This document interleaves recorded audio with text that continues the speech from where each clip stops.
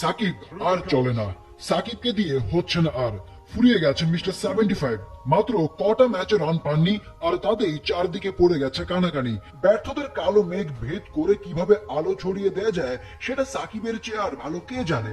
ডাচুদের বিপক্ষে ব্যাট হাতে লড়ে গেছেন একাই, স্টপ করেছেন 64 রান। ভাইটাল ম্যাচে ভাইটাল এক নক খেলে টাইগারদের স্কোরবোর্ড ভারী করলেন টাইগার পোস্টার বয়। বেশ আগে ভাগেই এক জোড়া উইকেট হারিয়ে যখন বিপাকে দল, তখনই স্বভাব সুলভ ব্যাটিং ফিরে পেয়েছেন। ভান মিকেলেনকে 4 হাঁকিয়ে পান প্রথম বাউন্ডারি দেখা। পাওয়ার প্লের শেষ ওভারে ভেন বিককে 4 হাঁকিয়ে পাওয়ার প্লেটা রঙিন করে তোলেন সাকিব। তানজিদ তামিম যোগ্য সঙ্গী হয়েছিলেন, তবে তামিম ফিরে গেলে 22 গজে সাবধানী সাকিব। খেলতে থাকেন দেখে শুনে।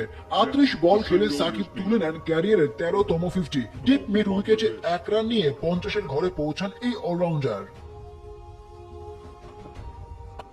সুপার সাকিবের সুপার ডে বলতেই হবে। কিংস্টনে সাকিব স্পর্শ করেছেন টি-20তে 2500 রানের মাইল ফলক। এই সাকিবকেও ধুয়ো শুনতে হয়। ইনিংসের শেষ ওভারে 2-4-এ সাকিবের ব্যাটে আসে 13 রান। বাংলার স্কোরবোর্ডে 159 রানের লড়াকু পুঁজি।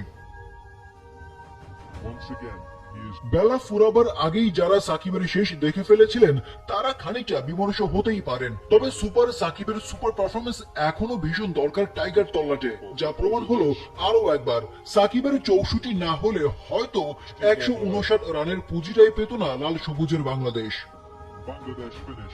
আরিফ উদ্দিন নবীন, নাগরিক।